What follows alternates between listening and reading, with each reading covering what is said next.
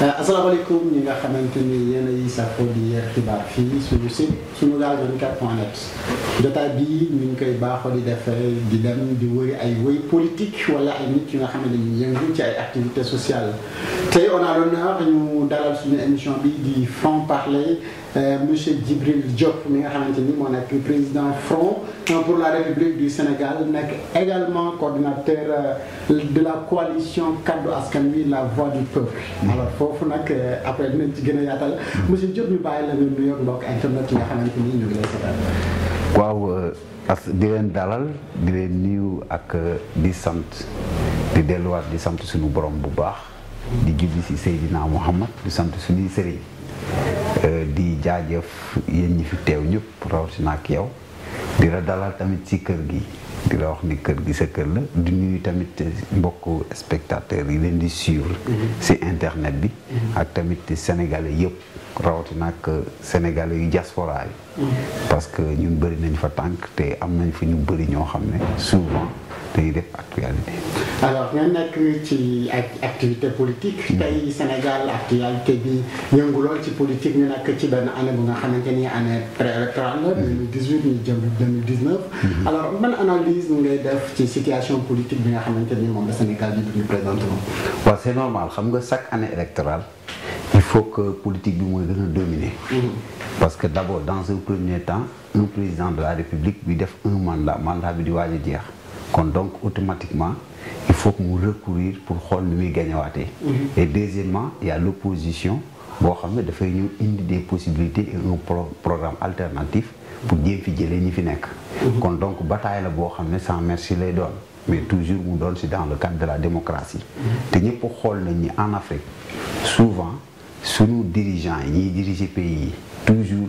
préoccupation yi am mooy seen deuxième mandat. moo tax toujours day am absence de réalisme. ak yooyu on ne parle pas de deuxième mandat souvent mais ñoom ils veulent être là tout le temps donc amuñu préoccupation pour am deuxième mandat. peut-être un pays comme le Sénégal. xam nga Sénégal am na sens parce que Sénégal tey jii. boo xoolee constitution bi ni ñu ko tëggee ak ni mel. d'ailleurs moom li mu wax ci constitution bi ni 2 mandats la am kon benn mandat moo ko. moo ko mais mandat bi mu nekk deuxième mandat bi mu nekk nii. non ça dépend bu ko defee def erreur. xam nga mën na la def erreur. le cas de Wade li ñu toléré woon Wade ba mu amoon fi sax ay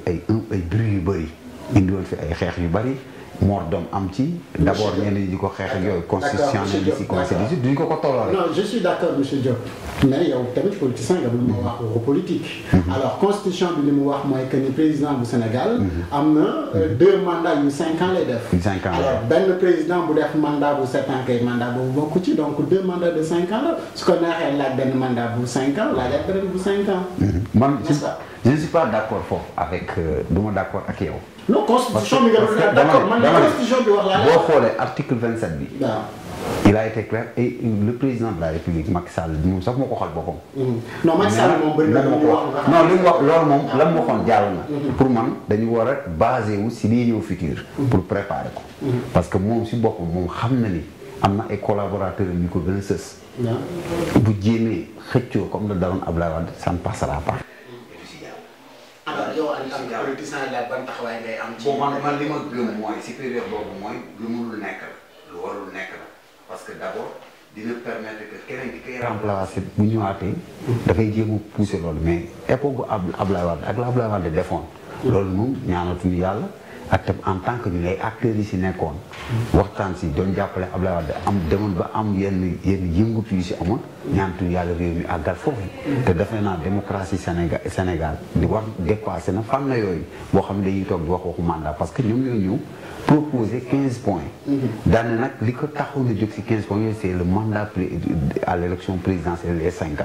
moo taxoon a jóg mandat boobu kon donc bu retourner ñëwaat. naan day indiwaat beneen 3e mandat man dinaa xam ne nag peut-être que la Abdoulaye Wade waxoon nag day ñëwaat. mooy jox ngeen nguur koo xam ne at ñu ko waaye bu dafa bëgg sa toog fi. te loolu je ne pense pas que le président Macky Sall dina ko def. je ne le pense pas. yow da nga nekk ci opposition mais askanu Sénégal dañu ne amatuñu opposition ndax opposition bu yàqus la ñu am. alors yéen ban taxawaay ngeen war a mën a dox ba nga xamante ni askan wi dinañ sentir que ni am nañu opposition bu nga xamante ni au-delà des critiques yenn lignes yi am na ay propositions yu nga xamante ni yii ay propositions yu capable la ñuy tegal. waaw xam nga ñun dañuy dafa am loo xam ne ñu ñoo ko tuddee suñu bopp les non alignés. Moi je ne suis pas, c'était à l'époque, je suis un non aligné. Je ne suis pas ni dans la mouvance présidentielle ni dans l'opposition, parce que opposition bi dañu ko sax waxatuñu benn parole parce que dafa divisé wu par des fractions. Il y a fraction L boo xam ne ñoom ñoo ànd ak Abdoulaye Wade, am fraction boo xam ne moo ànd ak Khalifa ak ñeneen ak ñeneen. Mais ñun on a opté que ni suñu vision ak suñu gis-gis par rapport ak programme yi ñu teg bokk ñoom xalaat si leen nag opté pour être des non alignés entre les deux. Maintenant am option nag ak tamit engagement pour prendre ce pays. féetewoo gauche féetewoo droite. non je duñ ci teew ànd ñoom Macky ànd ñoom parce que tey jii. bon entre l'opposition boo xam ne beneen bi entre Idi Malick Gakou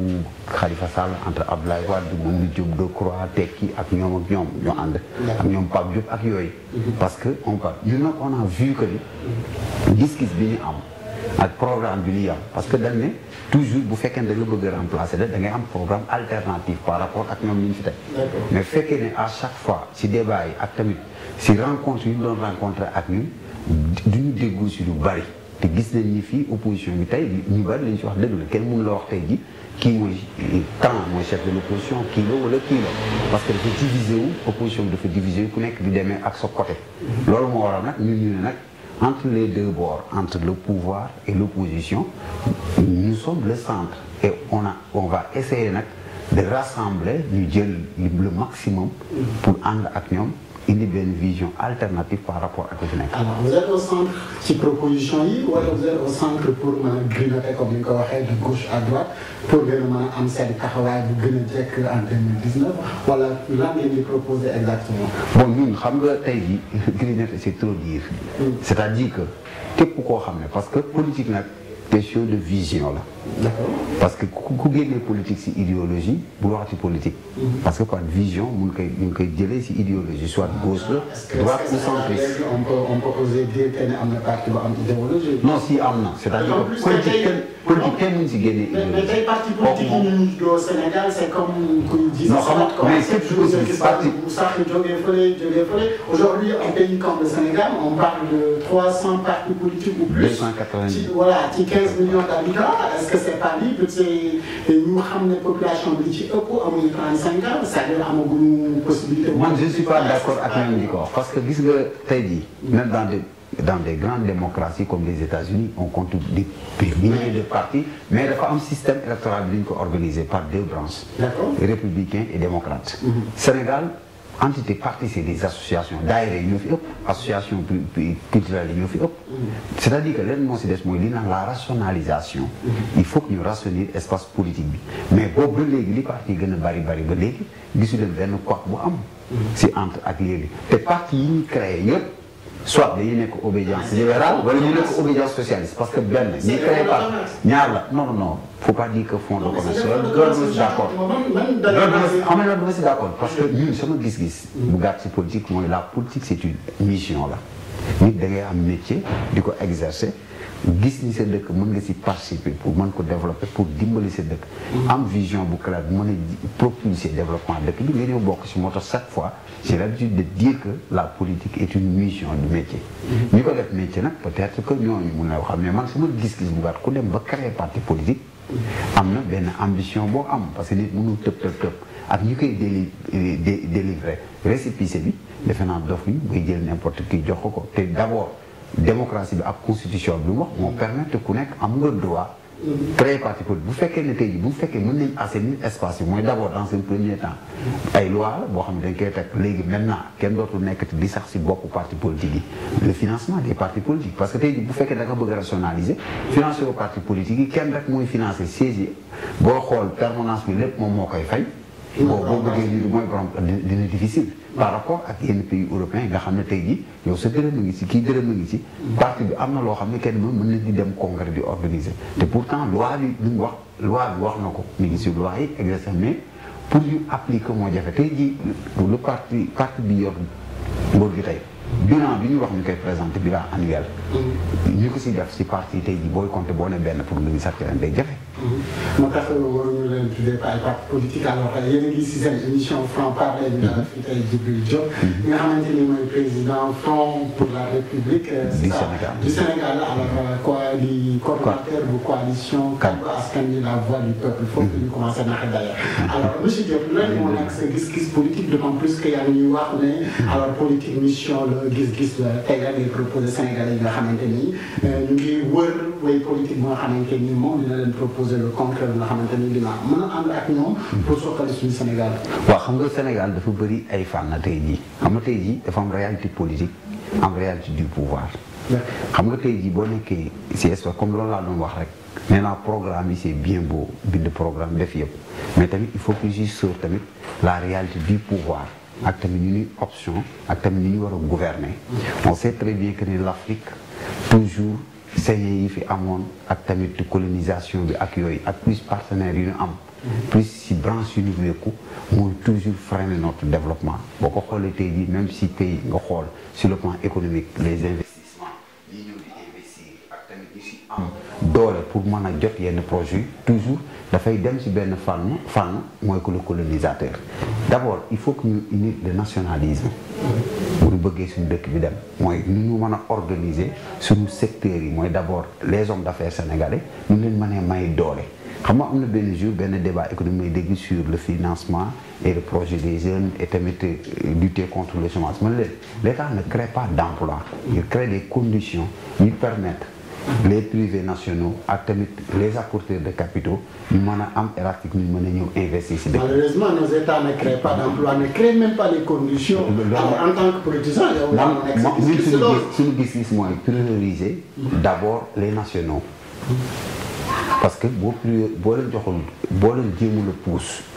jéem leen a appuyer pour ñu mën a participer à l'économie toujours dañuy yor économie boo xam ne day traverser mooy économie boo xam ne dafay jógee dem. moo tax taux de croissance yi ñuy wax ni. c'est bien beau que ni appliqué la mais mënul feeñ ci population parce que du am redistribution. redistribution bi extérieure la jëm. tey jii nga xool tey secteurs yi sur l'investissement direct étranger bu dee 2000 et quelques milliards. La France participe à hauteur de 1000 et quelques milliards. Et que dans tous les secteurs nga tudd tey jii banque nga tudd tey secteur aéroportuaire nga tudd tey secteur des infrastructures routières yeeg yooyu ba si eau ak électricité yëpp ñoom ñoo fay nekk secteur boobu dina difficile pour nga wax croissance boobu ñu ngi koy indiwaat foofu. léegi nan nga mën a d'abord créer benn condition boo xam ne les nationaux dina mën a participer si loolu mën si investir ba ëllëg ñu mën a décoller nga xam ne dërëm bi même bu dee génn sax dina am lu bari loo xam ne dafay des fii. non mais laaj boobu laa la laaj tontu woo nga di ko laajal askan wi si. non du question la laaj da ngay proposer. nous avons proposé le nationalisme. mais ci naka ngeen di proposer ba nga xamante ni entrepreneurs yi nekk Sénégal dinañu mën a participer ci développement boobu dinañ mën a contrôler secteur yu bëri comme ni ko waxee côté télécommunication. xam nga Sénégal tey boo xool tey jii Sénégalais yi. domaine yëpp presque boo xool domaine yu bëri ils sont compétents dans ces domaines. problème bi mooy leur financement. ak ni ñuy def ba mën a am si capitaux yi. nan la ñuy def tey jii ba seen entreprise yi mën a dox. tey jii en Afrique rek ngay gis société fu africain wala sénégalais créer société pour mu durer am benn durée de vie de 100 ans dafay difficile. tubaab bi rek ñoo fi nekk boo xool tey jii groupe yi fi nekk. ay Eiffage ay Fougerolles ay 1920 et quelque lañ créé. ba léegi mais conditions yooyu ñoom ñu am pour mën a soutenir seen gouvernement di leen soutenir. yooyu le gouvernement bi war a def di ko soutenir doomu réew yu fi nekk di créer ay sociétés. comme tey jii lu mel ni tey boo xool dans le domaine BTP rek ak Aliou Sow feu Aliou Sow yàlla na ko yàlla yërëm. ñooñu ngi gis rek ñu am doole di jóg mais dans d'autres secteurs mais si alimentation tey jii boo xoolee au champ nga fiy gis amul doomu sénégalais yu ñu siy jàppale loolu état bi moo ko war a def et sur les contrats boo xool tey jii étrangers yi dañ gën a favoriser le cas de Tigo avec Kabirou tey ñu def tout tey jii ba ñoom Xavier ak ñëw contrat bi ñu ne co-signé leen beneen décret pour jox ko loolu c'est pas du tout du nationalisme parce que tey jii waroon nañ mën a apporter jàppale Kabirou ba Tigo boobu des ci loxo nga xam ne moom si boppam ressources yooyu dina mën a rester Sénégal de même temps que si capital ak capitalu Orange muy tey jii Sénégalais yi war nañ ci mën a gën a dugg ëpp ci doole par rapport à France Télécom. D'accord, je comprends ce souci-là. D'ailleurs, nous, on a des informations comme quoi que maintenant, Wally n'est plus une société sénégalaise. Nous, donc, c'est vraiment les taxes minimales du Sénégal de Je pense que l'État doit nous avoir aussi dans le côté entrepreneurial. Alors, il y a aussi participer au dialogue national. Bon, pour les dialogues politiques, man participé naa si mooy si refonte du fichier ak processus électoral bi maa ngi suñu parti mi ngi fa woon. J'étais présent mais bi parrainage bi lañ quitté ñu. La question du parrainage non xam nga voilà xam nga on avait fait des propositions. Ce bulletin unique. ñu ne dañuy créer benn commission scientifique ou technique buy jéem a étudier. formulaire pour mën ñu ko jox pour prochainement. Le parrainage bi ñu ko indee mu nekk 3e point participation à l'élection présidentielle ñu ne mënuñu comprendre benn indépendant nga bëgg ko tëkkale ak parti politique personne morale la. Candidat indépendant personne physique la. Parti politique c'est une association. C'est une association. Ils ont des sages. Parti politique dañu am ay sages dañu am ay permanence. di fay di entretenir di def ay mobilisation en même temps di def ay financement yu ñu am si jaay carte ak si yooyu day delluwaat ci askan bi di former askan bi. nga bëgg a ñëw ne da nga koy tëkkale koo xam ne indépendant day jóge fële rek ñëw nga ne ñu bëgg ma ne loolu nañ ko xool. Deuxièmement pourquoi ñu si précipité. Pourquoi dans les élections législatives il y a plus de 47 listes. Mais nous, pourquoi pas bulletin unique résoudre le problème parce que c'est moins coûteux benn un. Deuxièmement dina mën a permettre léegi dootul amati achat de conscience. si jour vote yi du nit ki day ñëw rek croire dem. te tey jii bu ñu toog non c'est-à-dire que c'est coûteux Sénégal àggul foofu ay système Nations Unies moo ko indi man leen tappare weesul foofu. parce que tey mënoo coûteux rek tëb rek parce que dara boo koy def sax même bu fekkee ne sax lu baax la. dafa laaj nga waxtaan ak seen naw mais non. je vois que le pouvoir toujours dañuy forcer et lan la ñuy daw lan la ñuy yàkkamti. mënoon leen toog même opposition bi ñuy wax di significatif ñëwuñu mënoon leen toog si toog waxtaan trouver consensus. nga xam ne lii ñu ñëpp si déggoo ñu dem mais nga ñëw toog di xew à l'Assemblée nationale gis nañ ko si parrainage bi te ñëpp ko xam ne ni parrainage bi tey jii dina indi problème bu rëy parce que tey jii ñu ngi naan non bu ñaar bokkee signature dañuy may kenn ki délai léegi peut-être benn commission joxaat Seydou Nourou Ba mu diriger ko man la yooyu yëpp dafay indi problème éliminer ay candidats la éliminer ay potentiel adversaire politique la te loolu nag man du ko si d'accord looloo tax nag ma ne man fi ñu rey ay parti politique di fa rey ay candidats man du ma continuer processus la quitter table man dem mais dama ne dialogue moom fu ñu ko woote parce que ñun parti bi yëpp parti de dialogue la fu ñu ko woote dinañ dem muy ci déglu bokk ñoom ñeneen ñoo xam ne dañ naan dialogue bu amee duñ ci bokk loolu moom xalaatuñ ko dinañ dem toog mais bu ñu gisee ni lii jëm kat dinañ toog wax ko yuux ko fépp wax toog ni lii kat jaar yoon mënu dégg la ñu dem toog waxee ko fan koy waxee parce que les xew si réew mi si processus électoral bi ak tamit si concertation yi man j'étais pas d'accord sur le parrainage mais nag ku yor majorité mécanique ñun xamoon nañ ni et deuxièmement que y a un article boo xam ne si code de conduite bi ñun signalé woon ko article bi doon wax naan en cas de blocus ou de délit président bi mu doon arbitre man leen juge et partie la buy arbitré day arbitré à moom faveur am moom kon donc article dañ ko waroon dindi et deuxièmement tey jii di ngeen xam recours yi ngeen yóbbu conseil constitutionnel da koy rejeté par incompétence xam ne loolu tamit moo tax ma ne war nañu xoolaat suñu système yëpp si réew mi système juridique bi ni muy doxee système même wax naa ko nee naa leen lépp dañ am na loo xam ne bu ñu bëggee suñu réew yi dem kanam jeu bi am mu nekk jeu démocratique war nañoo xoolaat ñun suñuy doxalin en tant que boo yoree réew parce que li ngay wax boo nekkee si à l'opposition ak bi nga demee soppeeku ba ngay def nit ki war nañ ko xoolaat moo tax pour ñu dem dina jafe. Alors parlons franchement sur le cas donc li nga xamante ni mooy am suñu université bi depuis le président Macky Sall nekk président ak léegi ñaari étudiants ñu rey leen ci ay conditions yi nga xamante ni kenn xamul dafa lëndëm te lépp li ko waral mooy question de bourse et on parle de Sénégal pays émergent yow ban jàngat wala yan sentiment ngay am bu ñu gisee si université yi ñuy rey ay étudiants ngir bourse nga xamante ni bu bëree ba bëri 36 000 francs la. D'ailleurs di jaale famille Serigne Saliou Sène Serigne Fallou Sène di ko jaale ak di jaale étudiants yi jot a daanu yëpp à l'université ci Balla Gaye ba ci moom di ko ñaanal yàlla xaare ko àjjana di masawu famille loolu moom ñëpp ko naqarlu et puis dafa am ay franchise universitaire et deuxièmement que je pense que suñu armée bi mooy gendarmerie ci armée la bokk police war nañ man di contrôler suñu système de sécurité bi ak défense surtout bu ñuy def ay intervention d'utiliser ay balles réelles moi je pense que am na ay balles blanc am na loo xam ne mën nañ ci di faire manifestant ñu di kii lañ ko def tout ba débordement du am mais di jël ay balles réelles di ko tirer nag ci kaw ay étudiants loolu moom c'est extrême et deuxièmement loo xam ne jaru ko bourse bi loo xam ne Abdoulaye Wade moo ko defoon pour octroyer étudiants yi bourse yi ak aide xëy na peut-être que il faut que ñu waxante dëgg parce que réew bu tolloo fenn waruñu nekk di naxante war nañ man xoolaat ni ñuy éclaircir ak tamit ni ñuy defaraate jàng bu kawe bi muy université bi système éducation bi léegi au niveau de l'université ça dafa commencé daanu toujours boo xool defoon nañ fii je pense que am na lu fi professeur kii defoon mooy kii boobu mu defoon assise de l'enseignement supérieur ana assise yooyu fu mu mujjee ak Souleymane Bassir Diagne ak ñooñu ana assise fu mu mujjee toujours y a ces mêmes problème de bourse man je pense que boo jëlee xoola tey am na yenn institutions yoo xam ne dañ leen a créé ñooñu duñu am retard ay haut conseil assemblée nationale ak yeneen ay conseil économique social ministres yi mosoo dégg retard de salaire mais des bourses des étudiants moins de 36 000 yow mënoo ko gérer en même temps nga koy jiñ ay banque ma defee ni état bi boo demee boo amul xaalis sama gis-gis état boo amul xaalis mën na recourir ci ay banque mais bu demee ba ne xaalis baa ngi fi état bi mën na créer ay structures financières yoo xam ne mën nañ gérer étudiants yi parce que d'abord à chaque fois même te déwén gootu day amaat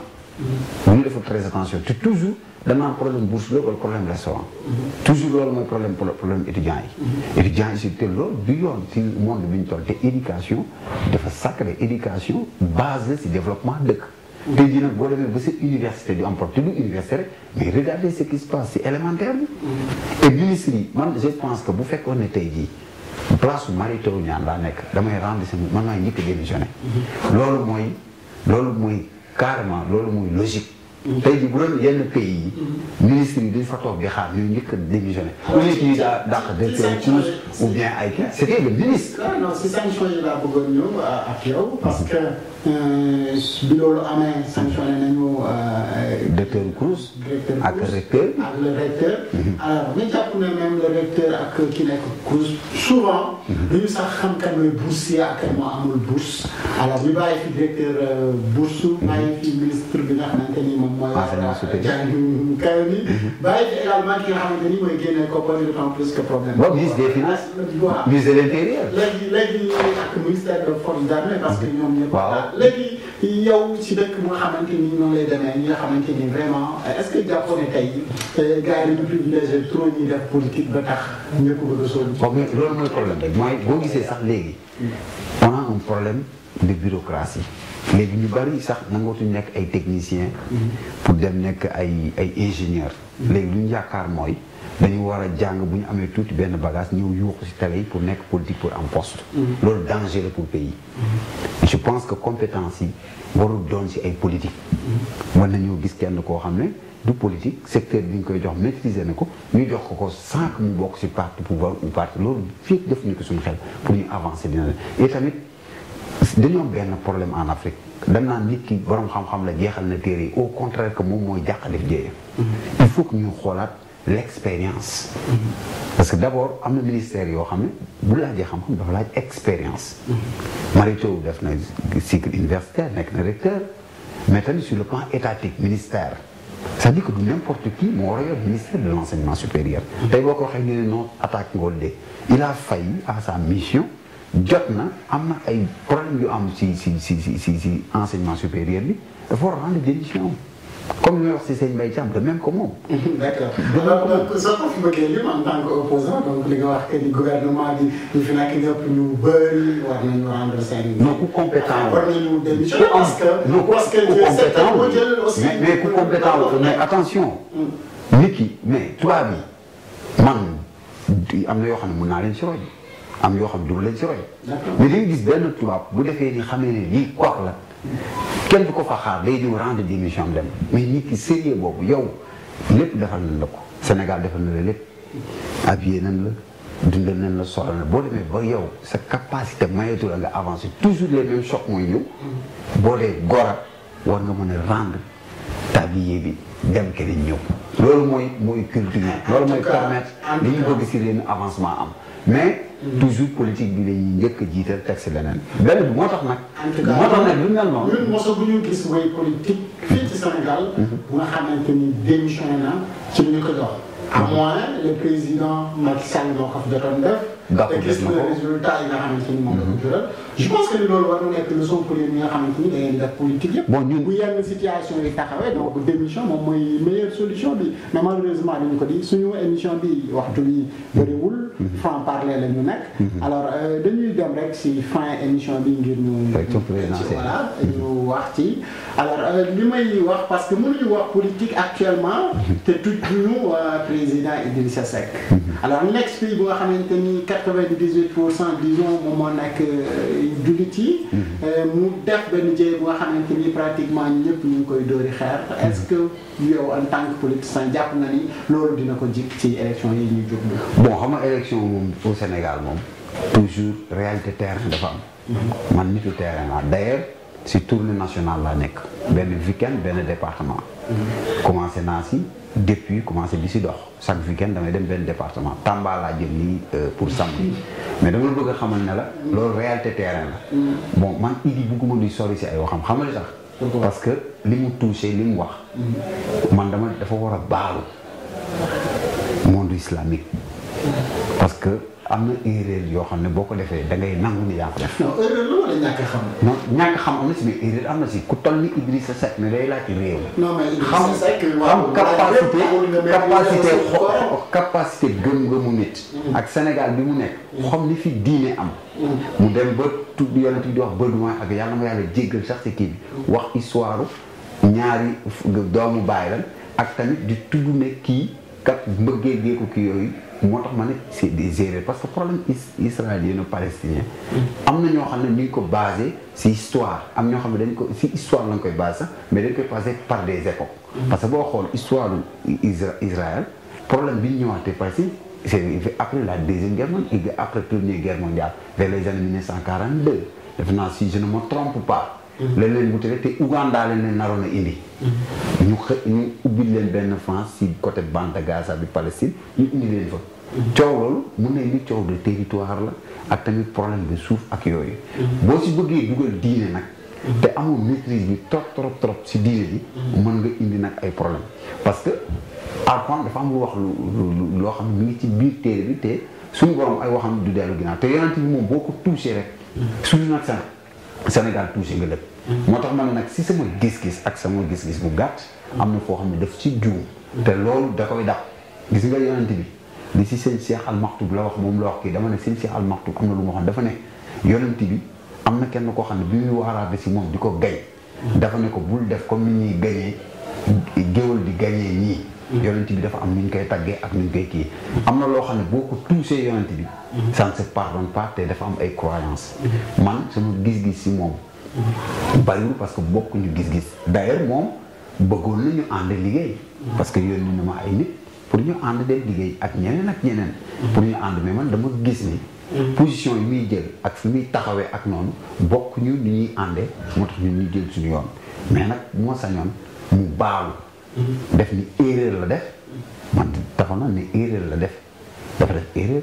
si li mu touché te je pense que le message est clair pour le président Idrissa Seck donc mu jégalu donc tey génn na expliqué wu wax yan yi teewul ba léegi gaa ngi tiré ci kawam alors l'émission tire à sa fin franc parler fii si Sunugal 24.net ñu dalaloon tey Djibril Diop bi nga xamante ni mooy président Front pour la République du Sénégal nekk également coordinateur coalition Kaddu Askan Wi la voix du peuple monsieur Diop tey lan ngay wax peuple bi nga xamante ni moom nga wax ne moom nga porté sa voix alors pour ñu terminer c'est-à-dire li ma bëgg a poser comme question mooy que ni de 2012 à 2018 ban note ngay jox Sénégal ndax Sénégal mu ngi avancé wala bon boo xool sur le plan économique man gisuma si avancement yu ma mën a tàccu sur beaucoup de plans doon nag nit ki def fi dara côté organisation politique. parce que y a une organisation méthodique. ak tamit xam nga organisation boo gis dafay may orientation stratégique ak tamit les projets ak tamit la vision. parce que man toujours damay wax ni nañu éviter tubaab bi di ñu jox ay projet ñu koy tàcc di dem comme ay Sénégal émergent Gabon émergent yooyu comme ajustement structurel la. moi je pense que les options Sénégal yi am nañ capacité boo xam ne war nañ mën a jël en charge seen développement pour dem et deuxièmement que bilan bi ma gis man satisfaire ma si beaucoup de plans boo xool crise universitaire crise de l'école crise yi am si enseignement bi rek loolu moom doy na beneen catégorie nga ñëwaat tamit si yeneen domaines yi si domaine agricole bi nga ñëw si yenn secteur de l'énergie fépp foo si dem rek da ngay gis ni toujours dafa am ay problèmes yu si am looloo tax nag ñun ñu nekk ay jeunes décidé ne dañuy xool ni ñu waxtaanee ci nu biir jël kenn koo xam ne am na capacité am na xam-xam bu dul ñun mën na boot lu ñu yor pour dem jël réew mi remplacer ki fi nekk parce que gis nga réew day toll foo xam ne bu fa tolloo ay doomam ñoo war a jóg takku surtout des jeunes parce que l'avenir bi ñun ñoo ko war a porter parce que dañu am ay doom suñuy doom war na am héritage bu leen fa war a bàyyi beneen bi may delluwaat di gërëm Sénégalais yi di baaluwaat àq ñëpp si koor gi ñu nekk tey baalu àq tamit monde islamique bi yëpp si touché bi leen waa ji touché man toujours lu may wax mooy toujours ay phénomène de communication pour ay jëm si diine yaa ngi def erreur mën nañ ji politique parce que politique kay mun ko écarter si diine ndax nitu diine gi dafa war a dugg si politique nitu politique yi nag dafa war a dugg si diine parce que boo xoolee yonent bi sallallahu taala alayhi wa sallam def na politique pour mën a gagner